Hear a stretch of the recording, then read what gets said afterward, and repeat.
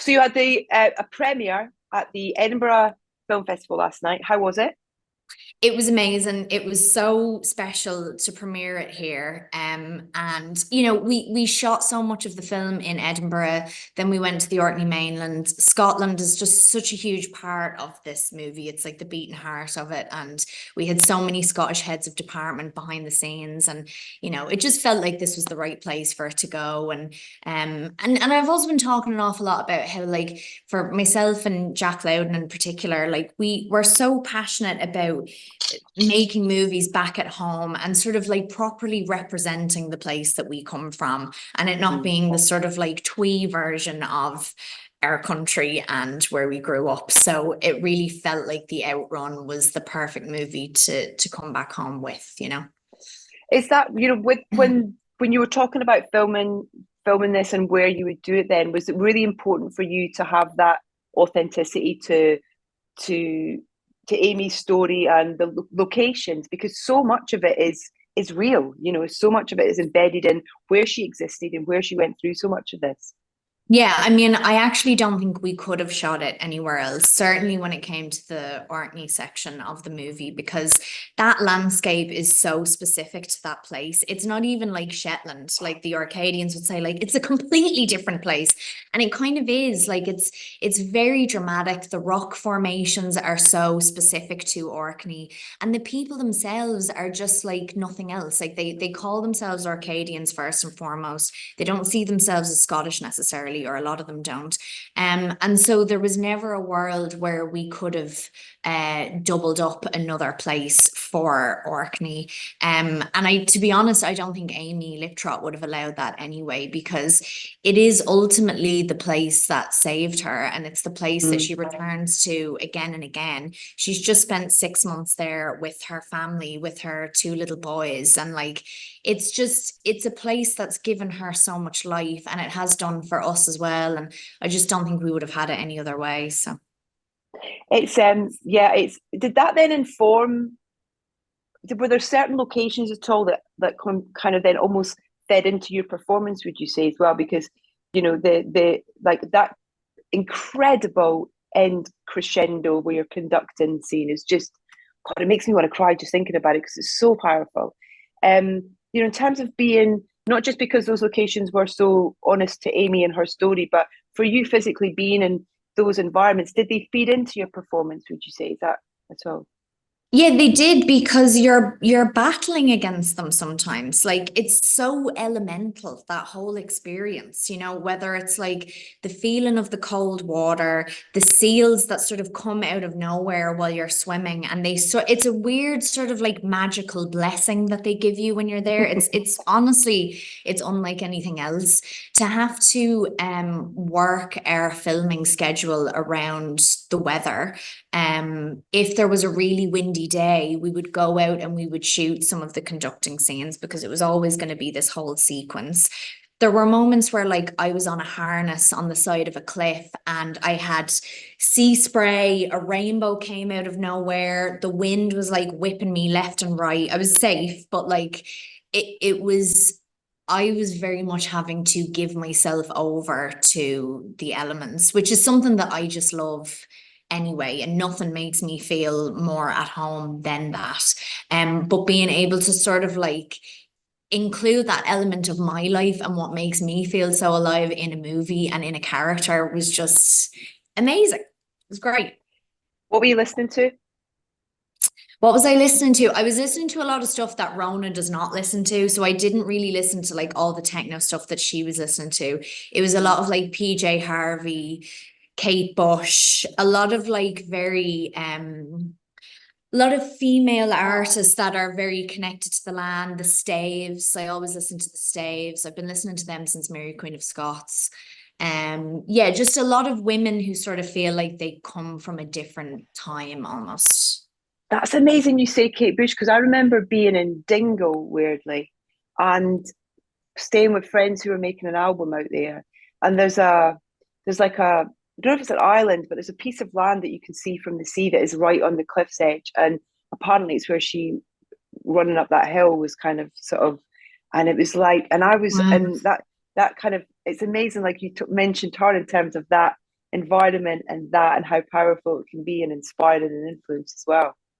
And Amazing. I think actually like on Kate Bush, she was someone that my dad was always really obsessed with, as like so many teenage boys were in the 80s anyway. So I sort of grew up knowing that he had this real fascination with her. And I didn't get it when I was really young.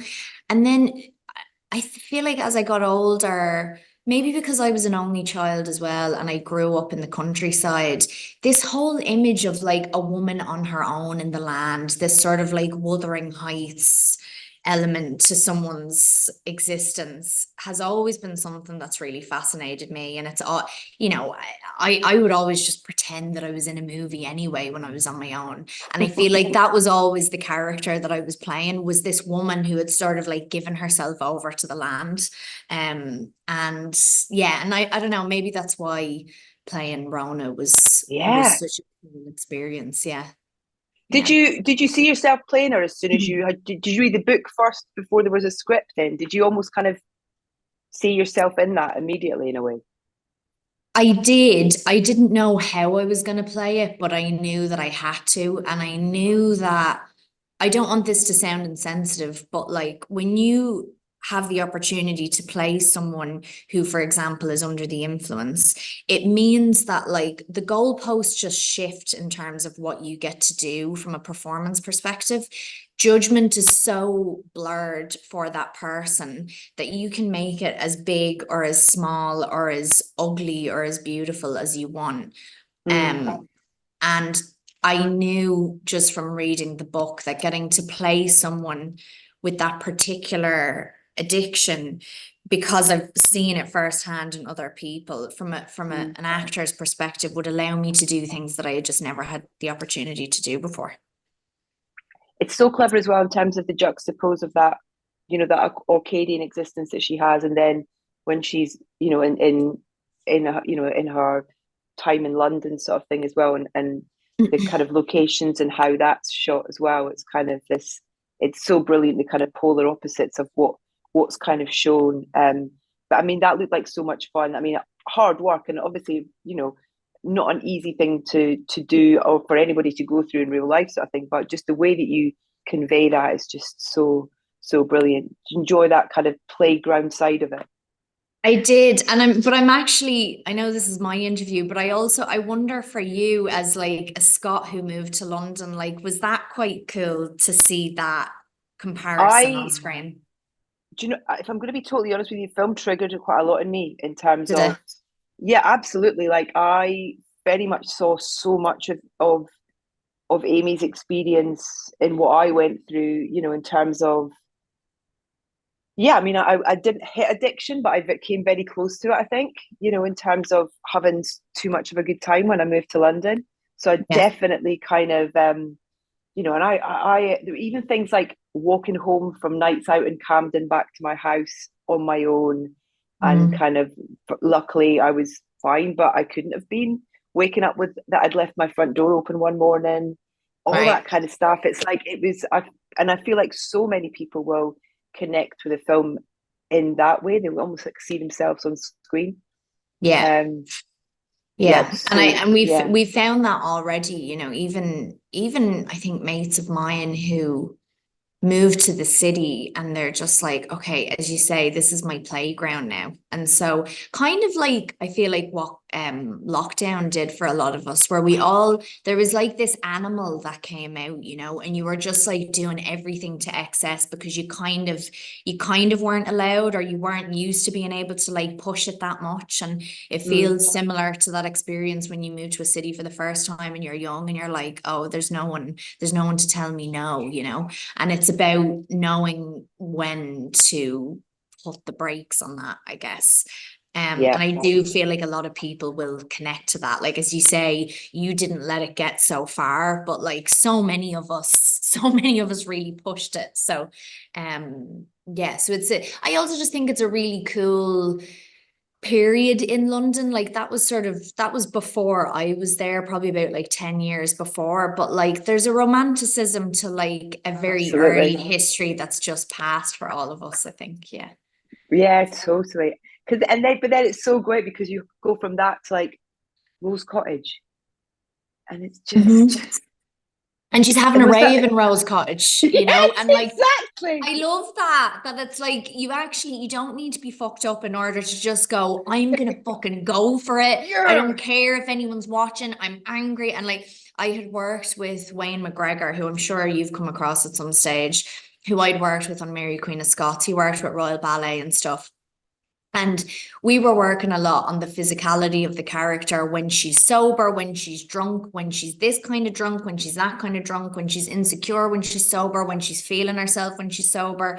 And one of the things that we found, which definitely was stemming from me and my own relationship to alcoholism in particular, and just in everything for a long time, was anger. That I've got a lot of anger that I've needed to like let out. And that really started to manifest, I think, in that scene in particular.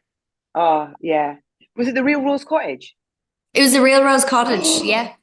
It was the real, there was an original Rose Cottage and then it moved to this other place.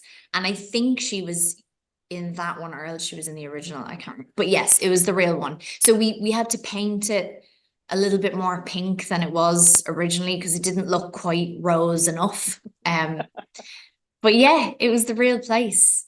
Yeah. What did that feel like?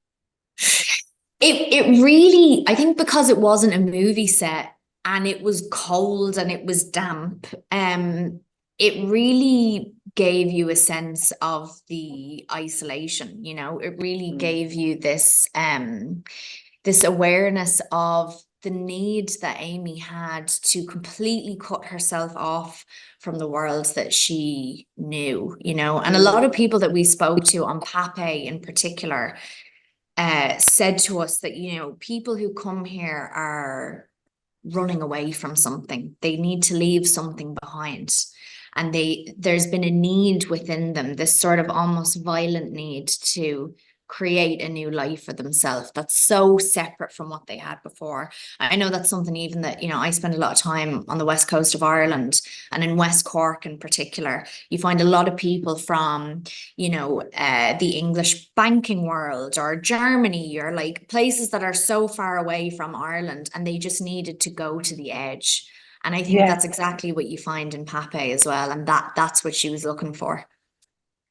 Because I love as well that it feels, even the people feel so authentic on, you know, particularly in the Orkney world, the Orcadians, and you know, in terms of that culture and Orcadian life, how much did they impact the production? And Like you wouldn't believe, like I'm not just saying it, we couldn't have made the movie without them because we didn't have the means to make that film without them. It's like it was classic island life where everyone has three jobs. You know, the postman is also the pilot, is also the teacher in the primary school.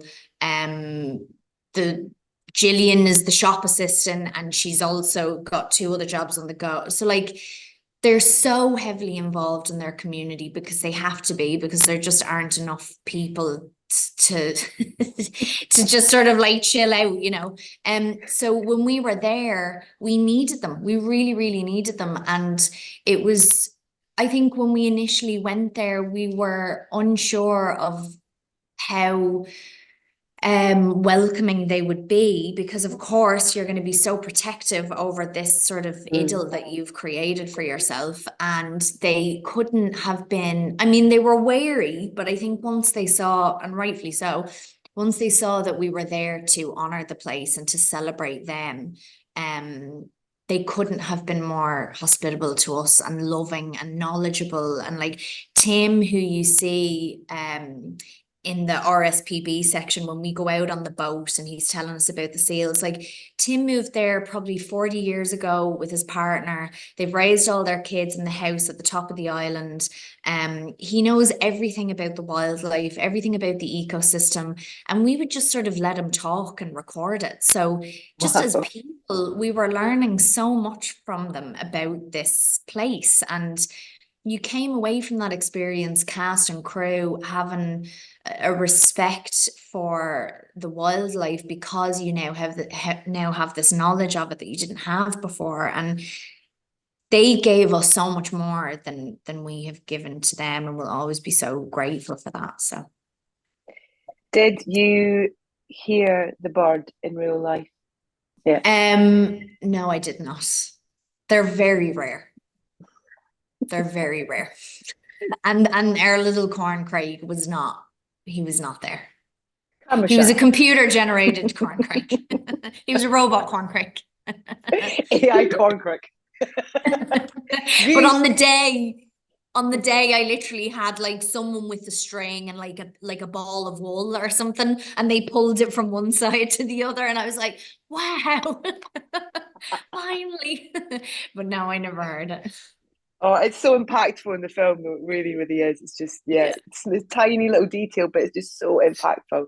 Yeah. So you've made such a beautiful and brilliant film, and you know, teamwork as well in terms of everybody involved in this Yeah. behind the scenes as well. Whether it's, you know, Nora, Amy, Sarah, all these amazing Orcadians, and Jack and yourself as well. It's just yeah, it's a gift really, this film. So thanks so much. It's great to chat to you, and I'll see you soon for some tunes. Yeah, can't wait.